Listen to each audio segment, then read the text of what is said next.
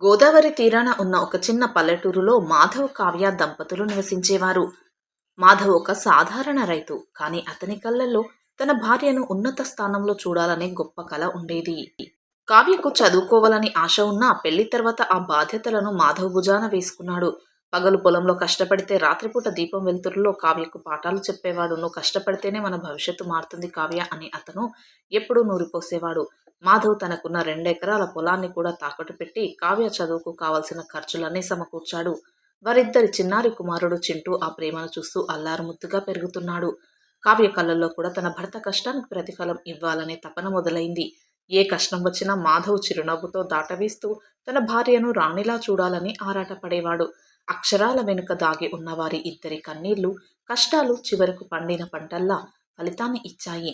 Kavya degree పూర్తి చేసి నగరంలో టీచర్ ఉద్యోగం సాధించిన ఆ రోజు మాధవ్ ఆనందానికి అవధులు లేవు. ఊరు మొత్తం మెచ్చుకుంటుంటే ఆ భర్త కళ్ళల్లో సంతోష భాష్పాలు రాలాయి. ఇది కేవలం ఒక ప్రభుత్వ ఉద్యోగం కాదు, వారి ప్రేమకు దక్కిన ఒక పవిత్రమైన విజయమని వారు నమ్మారు. కానీ కాలం మరోలా ఆలోచిస్తుందని వారు ఊహించలేకపోయారు. కొత్త ప్రపంచంలోకి అడుగుపెట్టిన కావ్య తన పాత కష్టాలను మర్చిపోయింది. ఆమె ఒక కొత్త లోకం వైపు పరుగు తీయడానికి సిద్ధమైంది. మాధవ్ ఆమెను నమ్మి పంపించాడు. కానీ అతని గుండె ఎందుకో నిలకడగా లేదు. ఆ రోజు ఆమె జీవితంలో ఒక కొత్త అధ్యాయం మొదలైంది. అది ఆమెకు ఎంతటి చేదు అనుభవాన్ని ఇస్తుందో ఆమెకు అప్పుడు తెలియలేదు. ఆమె నగరానికి వెళ్ళాక క్రమంగా మాధవ్కు దూరమవుతూ వస్తోంది. ఆ ఇల్లు ఇప్పుడు కావ్య లేక వెలవెలబోతుంది. చింటూ తన తల్లి కోసం ప్రతిరోజు వాకిలి వైపు చూస్తున్నాడు. మాధవ్ మాత్రం తన బాధను దిగమింగుకొని పనిలో మునిగిపోయాడు. ప్రేమించిన భార్య సంతోషమే తన సంతోషం అని అతను సర్దుకుపోయాడు. దురదృష్టవశాత్తు ఆ నమ్మకం కావ్య మనసులో చెరిగిపోయింది. నగరంలోని కొత్త పరిచయాలు కావ్య ఆలోచనలను ఒక్కసారిగా మార్చివేశాయి. ఆఫీస్లో కలిసిన అభయ్ అనే వ్యక్తి తన ఆధునిక జీవన శైలితో కావ్యను మంత్రముగ్ధురాల్ని చేశాడు. మాధవ్ కట్టిన కట్టుబాట్లు, ఆ పల్లెటూరి వాతావరణం ఆమెకిప్పుడు జైలులా అనిపించసాగాయి. ప్రతిరోజు ఇంటికి ఆలస్యంగా రావడం, వచ్చినప్పుడు మాధవ్ను అసహ్యించుకోవడం ఆమెకు ఒక అలవాటుగా అయిపోయింది. అభయ్ ఇచ్చే ఖరీదైన బహుమతుల ముందు మాధవ్ కన్నీళ్లతో రాసిచ్చిన ఉత్తరాలు ఆమెకు చిన్నవిగా కనిపించాయి.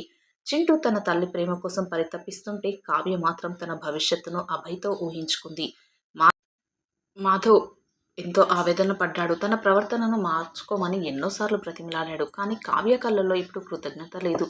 కేవలం అసంతృప్తి మాత్రమే రాజ్యమేలుతుంది.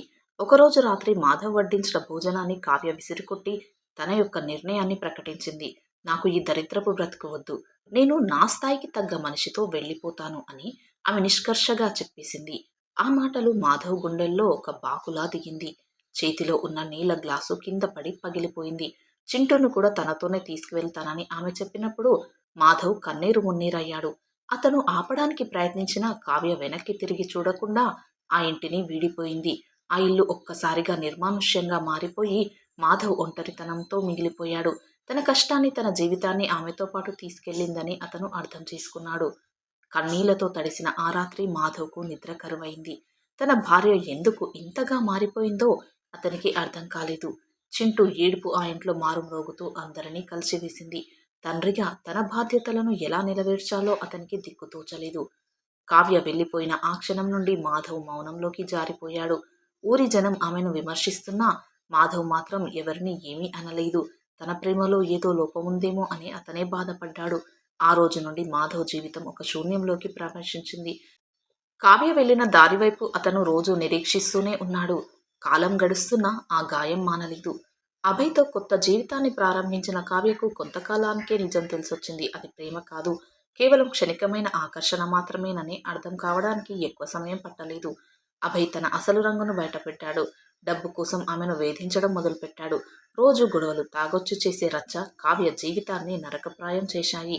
అటు ఆఫీస్లో కూడా ఆమె పేరు చెడిపోవడంతో, చదువు సరిగ్గా చెప్పకపోవడంతో ఉన్న ఆ ప్రభుత్వ ఉద్యోగమూ పోయింది. చింటూను కూడా అభయ్ చూసి చూడనట్లుగా వదిలేయడంతో కావ్య మనస్తాపానికి గురైంది.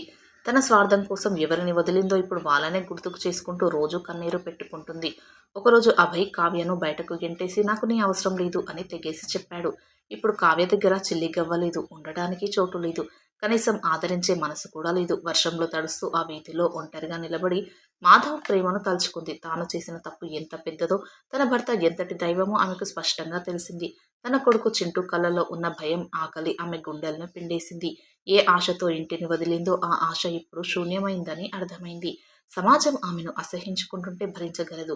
కానీ తన సొంత మనస్సాక్షిని ఎలా ఎదుర్కోవాలో తెలియలేదు. రాత్రిపూట ఆకాశం వైపు చూస్తూ మాధవ్‌ను క్షమించమని వేడుకోవడం తప్ప ఆమెకి ఏమీ తోచలేదు. ఆకలితో అల్లాడుతున్న తన కొడుకును చూస్తుంటే ఆమెకు గుండె పగిలిపోతుంది. తన కర్మకు తనే బాధ్యురాల్ని అని ఆమెకు స్పష్టమైంది. అభయ్ చూపించిన మాయలో పడి సర్వస్వాన్ని కోల్పోయింది. నగరంలో ఆదరణ లేని అనాథలా ఆమె మిగిలిపోయింది. మాధవ్ పడే ఆవేదన కంటే తను అనుభవిస్తున్న శిక్ష ఎక్కువేనని ఆమె భావించింది. చింటూ అడిగే ప్రశ్నలకు సమాధానం చెప్పలేక మూగబోయింది. పశ్చాత్తాపం అనే నిప్పు ఆమెను నిత్యం కాల్చుతోంది. ఎక్కడికి వెళ్లాలో తెలియక రోడ్ల మీద తచ్చాడింది. మాధవ్ ఇచ్చిన ప్రేమ ఎంత విలువైనదో ఇప్పుడు ఆమెకు తెలిసింది. ఇక తిరిగి వెళ్లడం తప్ప మార్గం లేదని ఆమె నిర్ణయించుకుంది. ఎన్ని కష్టాలు పడ్డా కావ్య చివరకు తన కొడుకు చింటూను తీసుకుని మళ్ళీ పల్లెటూరికి చేరుకుంది. ఆ ఇల్లు ఇప్పుడు పాతబడింది. కానీ మాధవ్ పడ్డ కష్టాలు మాత్రం ఎప్పటికీ గుర్తులుగా మిగిలిపోయాయి. గ్రామస్తులు ఆమెను చూసి చీత్కరించుకుంటున్నారు. కానీ ఆమె వాటిని పట్టించుకోలేదు. మాధవ్ ఉన్న చోటికి వెళ్ళగా అతను ఒక చిన్నపాటి వ్యాపారంతో స్థిరపడి ఉన్నాడని తెలిసింది. అతన్ని చూసిన క్షణం కావ్యకు గతం గుర్తొచ్చి కళ్ళల్లో నీళ్లు సుడులు తిరిగాయి. మాధవ్ తనను చూసి ఒక్క క్షణం ఆశ్చర్యపోయినా ఆ తర్వాత ఎటువంటి కోపం లేకుండా మౌనంగా ఉన్నాడు. కావ్య తన తప్పును ఒప్పుకుంటూ కన్నీళ్లతో అతని పాదాలపై పడిపోయింది. నన్ను క్షమించు మాధవ్, నేను చేసిన తప్పుకు ప్రాయశ్చిత్తం చేసుకుంటాను అని ఆమె వేడుకుంది. కానీ మాధవ్ ముఖంలో ఇప్పుడు ఆ పాత ప్రేమ లేదు. ఒక రకమైన శూన్యత మాత్రమే ఉంది. అతను చాలా నిదానంగా, విశ్వాసం అనేది అద్దం లాంటిది కావ్య. అది పగిలితే అతికించవచ్చేమో, కానీ గీతలు అలాగే ఉండిపోతాయి అన్నాడు. ఆ మాట కావ్య గుండెలను ముక్కలు చేసింది. కానీ అదే నిజమని ఆమెకు తెలుసు. చింటూ తన తండ్రిని చూసి పరిగెత్తుకుంటూ వెళ్లి కౌగిలించుకున్నాడు. ఆ తండ్రి కొడుకుల కలయికను చూసి కావ్య గుక్కపట్టి ఏడ్చింది. మాధవ్ కళ్ళల్లో కూడా నీళ్లు తిరిగినా వాటిని దాచుకోవడానికి ప్రయత్నించాడు. ఆమె చేసిన గాయం ఎంత లోతైనదో దానికి కాలమే మందు అని అతనికి అర్థమైంది.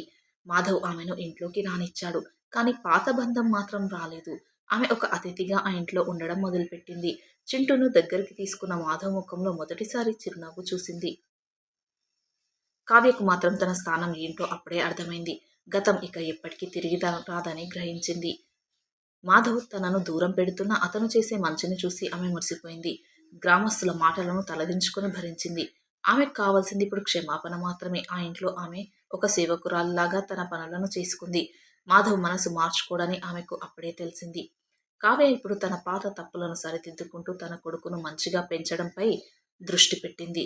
మాధవ్ ఆమెను మళ్ళీ తన భార్యగా అంగీకరించకపోయినా ఆమె బ్రతకడానికి అవసరమైన సహకారం అందించాడు. కావ్య ఆ గ్రామంలోని పిల్లలకు ఉచితంగా చదువు చెప్పడాన్ని ప్రారంభించింది. అందరి మనసు గెలవడానికి ప్రయత్నించింది. మాధవ్ తన వ్యాపారంలో సక్సెస్ అయి అందరి చేత గౌరవం పొందాడు. ఒకప్పుడు తను వదిలేసి వచ్చిన భర్త ఇప్పుడు అందరికీ ఆదర్శంగా ఉండడం చూసి ఆమె గర్వపడింది. కానీ ఆ గౌరవం తన వల్ల దక్కలేదన్న బాధ ఆమెను రోజు లోపల నుండి దహించి వేస్తుంది. కుటుంబం అంటే కేవలం కలిసుండడం కాదు, ఒకరిపై ఒకరికి ఉన్న నమ్మకం అని ఆమె పూర్తిగా తెలుసుకుంది. ఆ రోజుల్లోనే ఆమె రాసిన ఒక డైరీలో తప్పు చేయడం మనిషి సహజం, కానీ ఆ తప్పును సరిదిద్దుకోవడం దైవత్వం అని రాసుకుంది. కాలం గడుస్తున్నా మాధవ్ మరియు కావ్యల మధ్య ఉన్న దూరం మాత్రం తగ్గలేదు. అయినప్పటికీ చింటూ కోసం వారు ఒకే కుటుంబంలో నటిస్తూ జీవనం సాగిస్తున్నారు. ఈ కథ ముగింపులో ప్రేమ అనేది కేవలం పొందడం మాత్రమే కాదు, త్యాగం చేయడం కూడా అని అర్థమైంది వారికి. జీవితం ఒక పాఠం లాంటిది. తప్పు చేసినప్పుడు పశ్చాత్తాపంతోనే మళ్ళీ ఆ జీవితాన్ని మొదలుపెట్టాలి. కావ్య తన జీవితాన్ని ఇప్పుడు పశ్చాత్తాపం అనే అగ్నిలో కాల్చుకుంటూ పునీతమవుతుంది. మాధవ్ మౌనం వెనక ఆమెను ఇంకా ప్రేమిస్తున్నాడా లేదా అని ఆమెకు ఇప్పటికీ తెలియదు. కానీ చింటూ మాత్రం తన తల్లిదండ్రుల మధ్య ఉన్న అగాధాన్ని అర్థం చేసుకోలేకపోయాడు. మాధవ్ ఎప్పుడూ తన పనుల్లోనే బిజీగా ఉండేవాడు. కావ్య అతన్ని కష్టపడకుండా చూసుకోవడానికి ప్రయత్నించింది. గ్రామంలో ఆమె ఇప్పుడు ఒక గౌరవప్రదమైన టీచర్గా గుర్తింపు పొందింది. మాధవ్ కళ్ళల్లో ఆమె పట్ల ద్వేషం లేకపోయినా ప్రేమ మాత్రం కరువయ్యింది. అది ఆమె అనుభవిస్తున్న అతిపెద్ద శిక్ష అని ఆమె నమ్మేది. ఆ ఇల్లు ఇప్పుడు ఒక అందమైన జ్ఞాపకంతో నిండి ఉంది. వారు కలిసి జీవిస్తున్న మనసుల మధ్య దూరం మాత్రం అలాగే ఉండిపోయింది. పశ్చాత్తాపంతోనే ఆమె జీవితాన్ని ముగిస్తోంది. చివరగా వారు విడిపోయిన హృదయాలతోనే ఒకే పైకప్పు కింద కాలం గడుపుతూ మిగిలిపోయారు. అంతే కదా! కాలం ఎవరినీ వదలదు. చేసిన తప్పుకు ప్రాయశ్చిత్తం చేసుకునే వరకు నిద్రపోదు. కాదంటారా? మరి ఈ వీడియోలో అతడు చేసిన పని సరైనదేనా? తన భార్యను క్షమించి ఇంట్లోకి రానివ్వడం, అతడు తీసుకున్న నిర్ణయం పైన మీ విలువైన అభిప్రాయాన్ని తప్పక కామెంట్స్లో తెలియచేయండి. అలాగే వీడియో నచ్చితే ప్లీజ్ లైక్ చేసి సబ్స్క్రైబ్ చేసుకోండి. Thanks for watching.